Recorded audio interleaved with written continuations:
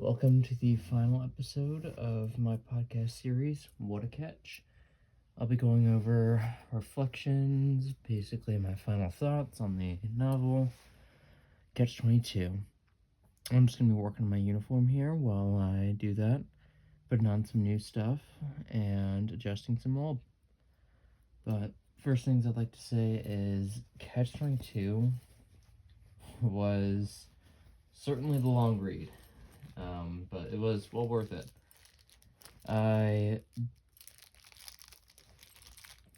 didn't think so, but once I actually started getting into it, I understood it.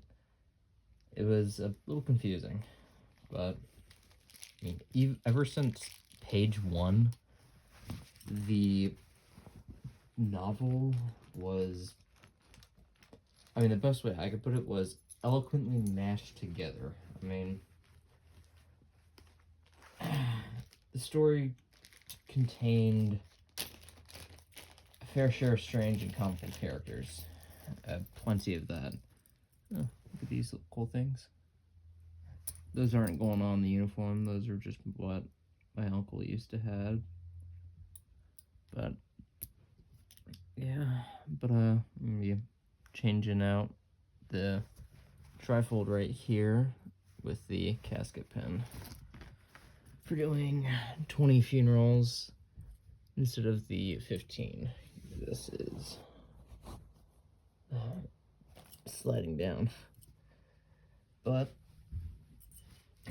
those comical characters, they kind of are like comic book kind of characters, really. They fit like a certain agenda, and that's pretty much their main role, but it fits so well for the novel and the story. Oh, this divot just went all the way through, so that one's garbage. But I think that's what Heller was looking for in his novel, with the comical characters and how they fit that certain role. But Heller found a point that nearly everyone could get behind, everyone could understand. And that's absurdity. The absurdity in the novel and of life, really, is what Heller got behind. No one's life is going to be straightforward, and that's okay. It's not always going to be understandable. But Heller captured the idea of absurdity really well. Oh, that needs to come up a little bit. And went in depth of how the rules and codes that many of us are held to can be utterly pointless and ludicrous. Oftentimes they're just unnecessary. But that's exactly what he's going for. He opened a door, really, into the process of, understanding behind the greed that many positions of power that really no one should have ever, not the people that are in them should have ever been in the first place. But they have disregard for those beneath them and really only care about themselves. And, that fits well with some of the characters that Heller had in there. If it's not staying up. There we go, that's better. Let me take my finger out.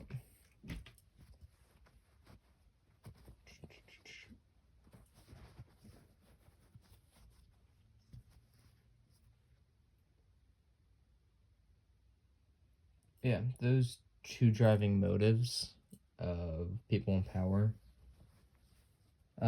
basically self-interest, two different ones. There's self-interest and altruistic thinking, so your own interest or the interest of others. which one to put first. And throughout the book, most characters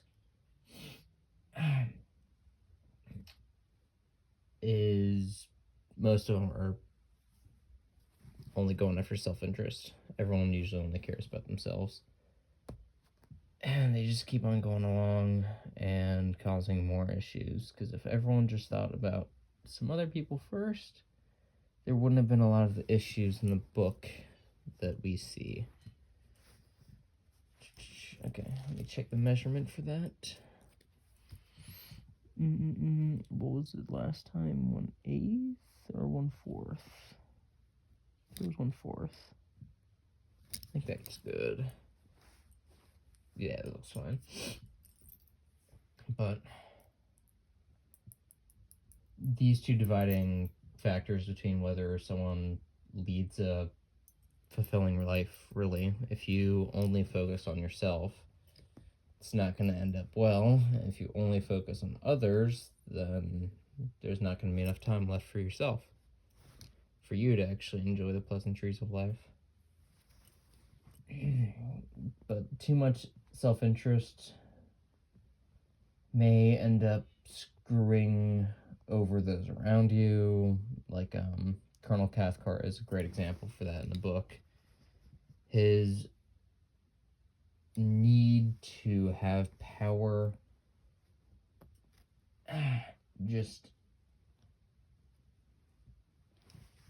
he put too much of his own interest before those around him, and ended up just disregarding everyone else, and most other people around him, because of that, ended up dying, though he didn't even really care. So, I mean, it didn't really seem like it was going to work out for him in the beginning. So, I mean, he's one of the last few people alive at the end of the book, so...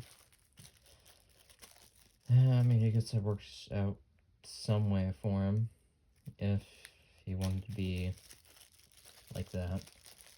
But too much of altruism, and you'll end up like Chaplain Tapman.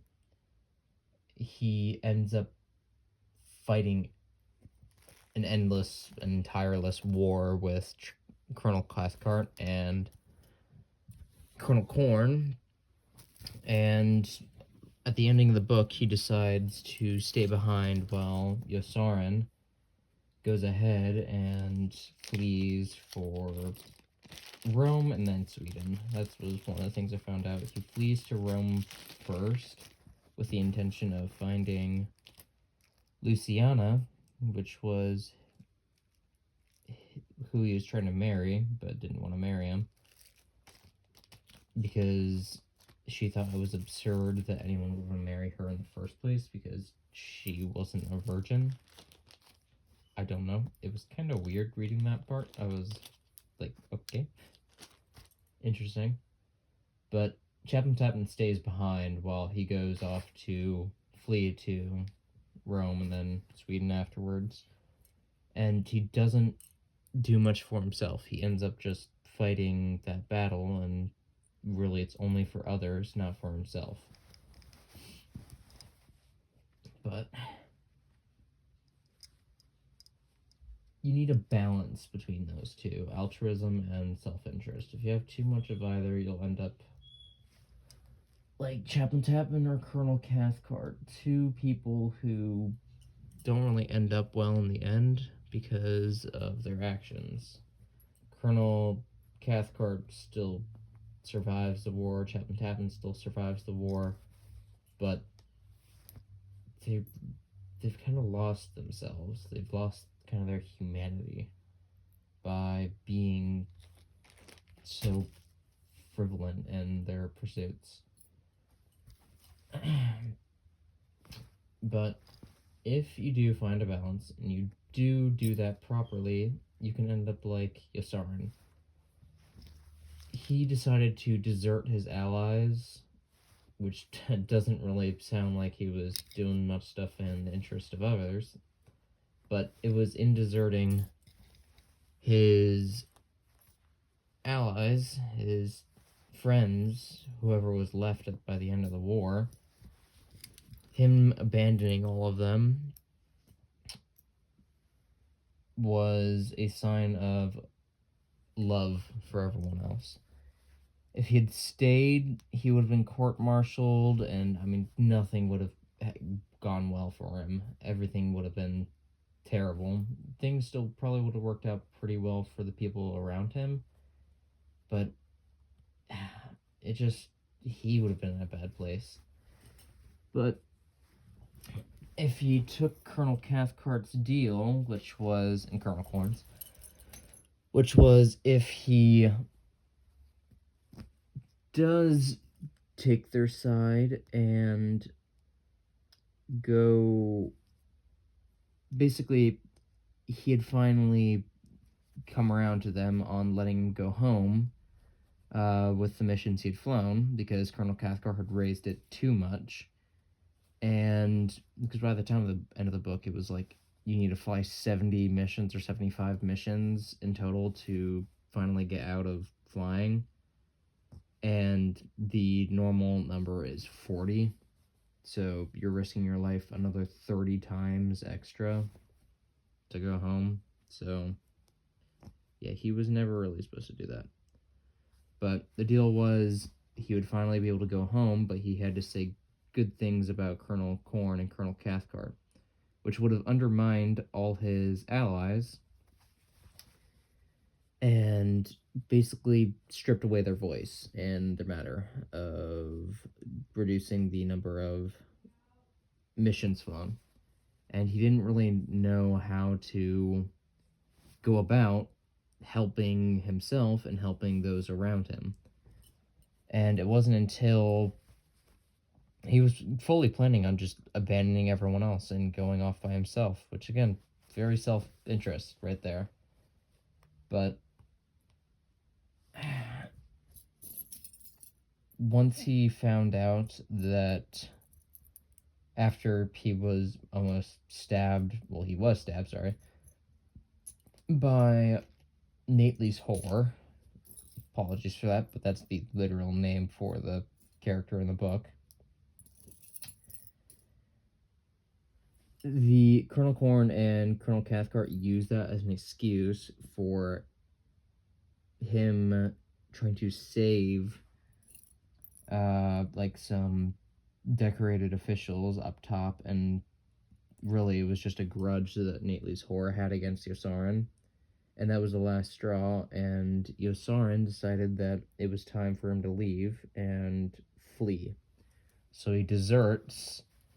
And in doing so, he not only kept the voice of others, but also hurt Colonel Corn and Colonel Cathcart's own, like, perspective, their own, how others view them, because one of their top people deserted.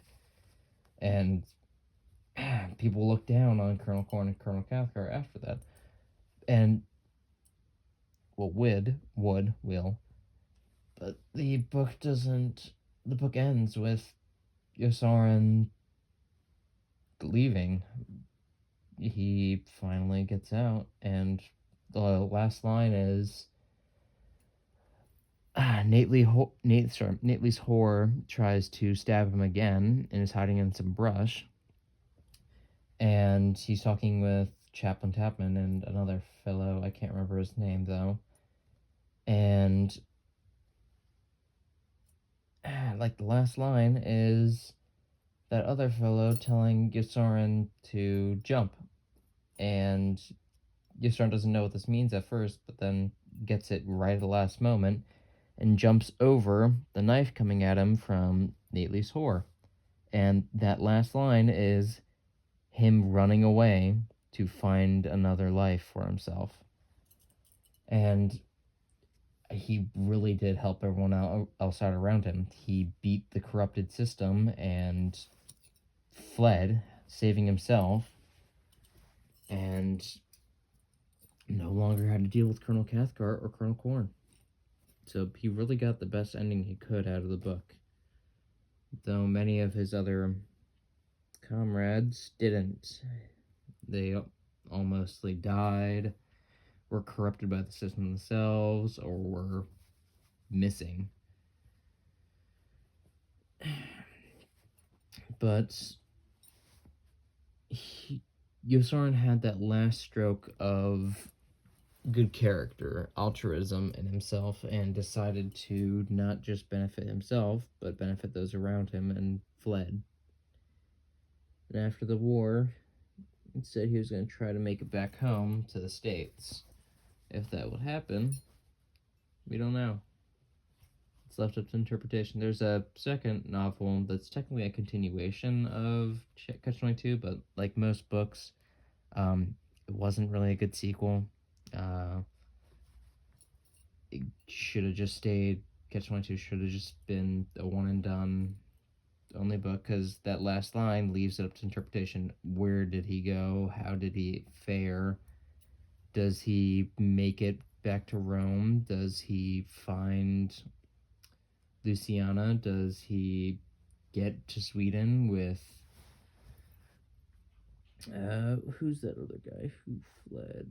I can't remember his name at the moment, but these arcs are really frustrating to get on right now. But I mean, that's probably what I could leave off with. Yosarin fled and helped those around him. So for a last moment thing that I could leave you guys off with is focus on yourself, but not only yourself. Take pride in the fact that you can help others, but leave some time alone, like back for yourself. Don't just focus on one thing, yourself or others. It'll never end well for you. Just why you have to find that balance. I feel like that's the last thing I could say about that. But for this last little bit, I'm going to try to get some of the arcs on. These are like the most annoying things to get on ever. So, it might not work. I might just have to try to get on some of them. The main thing is just the fact that they're really difficult to get in through this one pocket because it's so thick. And then, oh, is that why? Am I punching it? Okay, no, I'm not. I need to make sure they're centered, left to right, up and down, and the more arcs you add onto it, the more that center changes. It's so annoying getting these things on, but it's one of the requirements if you get new things. So A, B, C, D, E, F, G, H, I, J. Okay, so it'd be the funeral one next, then the JCLC, then the Saber Guard. So yeah, I've got a Color Guard arc, this white one right here, that one. And then I have a funeral detail one right here, black. Then JCLC, brown. I don't really like that one. And then Saber Guard, yellow. I also don't really like that one, but I really like the white and the black from the Color Guard and funeral arc. It took me about 3 years to get everything that's on this uniform right now. This white cord right here, this was for 100 color guards. That was pretty much like the thing I've been working towards almost the entire time I've been in the program. That one took actually like 3 full years to get. I didn't do anything my freshman year. I only did stuff over the summer going into it, and I was doing pretty much every single color guard there was until now, and I only just recently got that. So that thing did literally take me 3 years to get, which is fine. It still looks pretty. I like it.